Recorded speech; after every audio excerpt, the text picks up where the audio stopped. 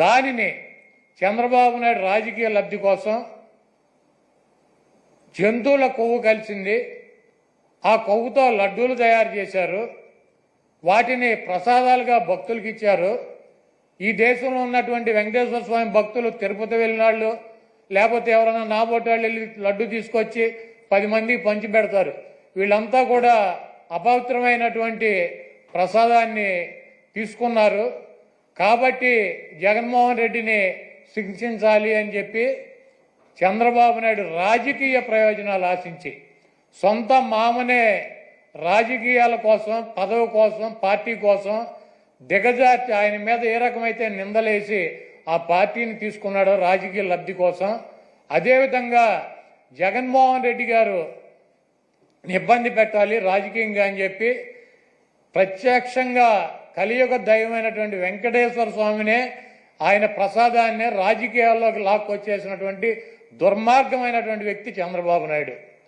ఈరోజు ఇటువంటి దుర్మార్గం చేసి ఆలయ ప్రతిష్టని, వెంకటేశ్వర స్వామి విశిష్టతని దెబ్బతీసినటువంటి ఈ చంద్రబాబు నాయుడు గారికి బుద్ధి రావాలని చెప్పి, దీనిలో ఎటువంటి తప్పు జరగలేదన్నది ప్రజలకి తెలవాలని చెప్పి 1కి 10 సార్లు చెబుతున్నాం.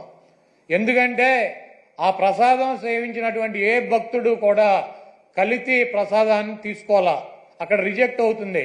మొన్న వచ్చినటువంటి వెహికల్ కూడా, ఆయన ముఖ్యమంత్రిగా ఉండగా వచ్చినటువంటి వెహికల్ కూడా రిజెక్ట్ అయ్యి వెనక్కి వెళ్ళింది, అది వాడల.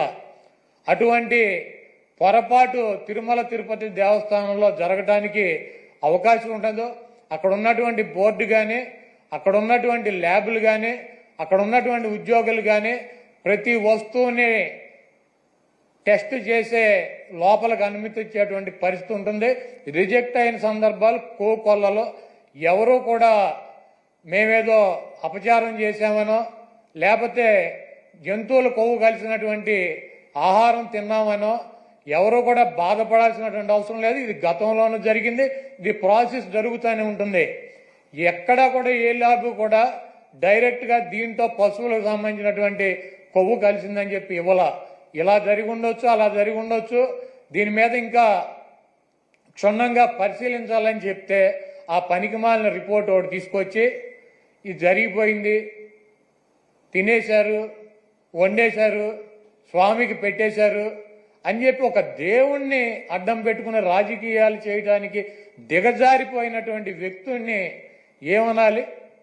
ఇటువంటి వ్యక్తి ఈ రాష్ట్రానికి ముఖ్యమంత్రి. అంత ప్రతిష్ట కలిగినటువంటి గుడిని, అన్ని మహిమలు కలిగినటువంటి ఆ స్వామిని రాజకీయాల కోసం ఎవడన్నా అన్నం తినేవాడు బజారు లాగుతాడా? చంద్రబాబు నాయుడు భక్తుడా? నాకు 50 సంవత్సరాలు, 50 సంవత్సరాలు 40 సార్లు నేను తిరుపతి వెళ్ళా, 20 సార్లు గుండు కొట్టించుకున్నా, 15 సార్లు కింద నుంచి నడిచి వెళ్ళా, ప్రతి సంవత్సరం వెళ్తా. చంద్రబాబు నాయుడు ఎన్నిసార్లు గుండు కొట్టించుకున్నాడు అక్కడికి వెళ్ళి? వెంకటేశ్వర స్వామికి ఇష్టమైనది ఏంటి? భక్తులు, మహిళలు కూడా వెళ్ళి గుండు చేయించుకుంటారు, మహిళలు కూడా వెళ్ళి గుండు చేయించుకుంటారు. ఈయన ఎన్నిసార్లు చేయించుకున్నాడు? ఈయన వెంకటేశ్వర స్వామి భక్తుడా? రాజకీయాలకు వెంకటేశ్వర స్వామి వాడుకుంటాడు. జగన్మోహన్ రెడ్డి గారిని రాజకీయంగా దెబ్బదాకా కొట్టాలంటే నువ్వు డైరెక్ట్ రా, ఆయన సిద్ధంగా ఉన్నాడు. వెంకటేశ్వర స్వామిని, మతాలని, కులాలని విచ్ఛిన్నం చేసి ఇది పెద్ద కుట్రగా మేము భావిస్తున్నాము. దీని మీద ఎటువంటి ఎంక్వైరీ అయినా సిద్ధంగా ఉన్నామని చెప్పి జగన్మోహన్ రెడ్డి గారు సుప్రీంకోర్టు న్యాయమూర్తికి, ప్రధాన న్యాయమూర్తికి లేఖ రాశారు. అదేవిధంగా ప్రధానమంత్రికి లెటర్ రాశారు.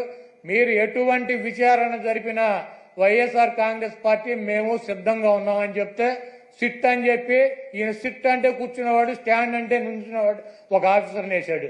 ఏం రాస్తాడు? లోకేష్ దగ్గరికి, ఈయన దగ్గరికి వెళ్ళి ఏం రాయమంటారు సార్ అని చెప్పి అడిగి రాస్తారా సిట్ రిపోర్టు? మీకు దమ్ముంటే సుప్రీంకోర్టు ప్రధాన న్యాయమూర్తితో విచారణ జరిపించండి, లేకపోతే సిబిఐతో విచారణ జరిపించండి. ఏమీ లేవు. సిట్ అంటే కూర్చునేవాడు, ఈయన కూర్చోమంటే కూర్చునే సిట్ అనే ఒక పోలీస్ ఆఫీసర్ని వేసి విచారణ జరిపిస్తాడంట. ఇంకా పైన చెబుతాడు మక్కిలు ఇరక్కొడతా. ఎవడ మక్కిలు ఇరక్కొడతాడు? కాకినాడ ఎమ్మెల్యే ఒక ఎస్సీ ఒక కాలేజీ ప్రొఫెసర్ని మక్కిలు ఇరక్కొట్టాడు. నువ్వేం చేసావు? ఎమ్మెల్యే మెక్కలు ఎరుకొట్టావా? వెస్ట్ గోదావరి జిల్లాలో ఈ రాజ్యాంగాన్ని రచించినటువంటి డాక్టర్ బిఆర్ అంబేద్కర్ గారి పటాన్ని చించి అవతల వారేశాడు. అక్కడ దళితులు ఆందోళన చేస్తున్నారు 2 చోట్ల కూడా. నువ్వేం చేసావు? ఇద్దరు ఎమ్మెల్యేలు మక్కలు ఎరుకొట్టావా? తప్పు. ఈ కార్యక్రమంలో ఆయన పేరు అడ్డం పెట్టుకుని ఎవరైతే ఈ దుర్మార్గానికి పాల్పడ్డారో ఆ దేవుడే, ఆ వెంకటేశ్వర స్వామి ఆ వ్యక్తి మక్కలు ఎరక్కొట్టి ఒక మూల కూర్చోబెట్టే పరిస్థితి త్వరలోనే మనం అందరం చూస్తాం. ఈరోజు నేను మాట్లాడుతుంది ఈ ప్రాయశ్చితం దేనికి దీక్ష అనుకుని నేను ఎప్పుడు మీ అందరికీ తెలుసు. 5 సంవత్సరాల వైసీపీ పాలనలో ఇదే దేవాలయంలో కనకదుర్గ అమ్మవారి రథం తాలూకు మన సింహాలు మాయమైనవి, కొన్ని ఇబ్బందులు తప్పులు జరిగినాయి అంటే ఒక్కొక్కరు ఎలా మాట్లాడారు వైసీపీ నాయకులు? వాళ్ళెవరు ముస్లిమ్స్ కాదు, హిందూస్ కాదు, వాళ్ళెవరు ముస్లిమ్స్ కాదు, క్రిస్టియన్స్ కాదు, హిందువులే అందరూ. పొద్దున్న లేస్తే తాళ్ళు కట్టుకునేవాళ్ళు, బొట్లు పెట్టుకునేవాళ్ళే. కానీ ఒక తప్పు జరిగింది, ఒక అపవిత్రం జరిగింది అంటే పదవులు అనుభవిస్తూ ఉన్నవాళ్ళు, పొద్దున లేస్తే గుళ్ళకి వెళ్ళేవాళ్ళు, వీళ్ళు అపహాస్యం చేస్తూ ఉన్నారు, వీళ్ళు వెటకారం చేస్తూ ఉన్నారు. ఈ ఎంటైర్ ఈ విషయంలో వాళ్ళు మతం పుచ్చుకున్నారా లేదా నాకు అవన్నీ తెలియదు. వైవి సుబ్బారెడ్డి గారు ఉన్నారు, భూమన కరుణాకర్ రెడ్డి గారు ఉన్నారు, వారి కుటుంబ సభ్యులు ఉన్నారు. ఎవరైనా సరే మీరు మతం పుచ్చుకున్నారా లేదా నాకు తెలియదు. అవన్నీ అది మీరు బయటికి చెప్పుకుంటారా లేదు నాకు తెలియదు. నేను అది కూడా మాట్లాడట్లా. కానీ మీరు బాధ్యత తీసుకున్నారు. మీరు హైందవ ధర్మాన్ని కాపాడుతానని మీరు బాధ్యత తీసుకున్నప్పుడు కాపాడాల్సిన అవసరం మీ మీద ఉంది. బోర్డుని మీరు స్థాపించారు, మేము స్థాపించాల. తప్పులు జరిగినాయి. తప్పులు జరిగితే వైఎస్ జగన్ గారు ఏం చెప్పాలి? ఒకవేళ నాకు తెలియకుండా మేము ఆయన బ్లేమ్ చేయట్లా. కానీ మీ ఆధ్వర్యంలో జరిగింది, మీరు కాన్స్టిట్యూట్ చేసిన బోర్డు వల్ల జరిగిన తప్పిదాలు ఇవి, మేము ఇవి కనుగొన్నాం. ల్యాబ్ టెస్టులు ఇవన్నీ మేము ఆటలాడతామా? ఇవన్నీ వీటితోటి సెంటిమెంట్స్ తోటి మాకు బాధ్యత లేదా? నేను నిజంగా కనుక చాలా బలమైన సనాతన ధర్మాన్ని పాటించేవాడిని. చిన్నప్పటి నుంచి పొద్దున్న లేచినప్పటి నుంచి రాత్రి పడుకునేదాకా మా ఇంట్లో రామనామం ఉండేది, రామ జపం ఉండేది మా ఇంట్లో. అలాంటి రామభక్తులం మేము. కానీ రామతీర్థం విగ్రహాన్ని, రాముడి విగ్రహాన్ని శిరచ్ఛేదం జరిగినప్పుడు ఒక సగటు సనాతనవాదిగా, సగటు హిందువుగా, సగటు రామభక్తుడిగా బయటకు వచ్చి చాలా గొడవలు చేయగల సత్తా ఉన్నవాడిని గుర్తుపెట్టుకోండి.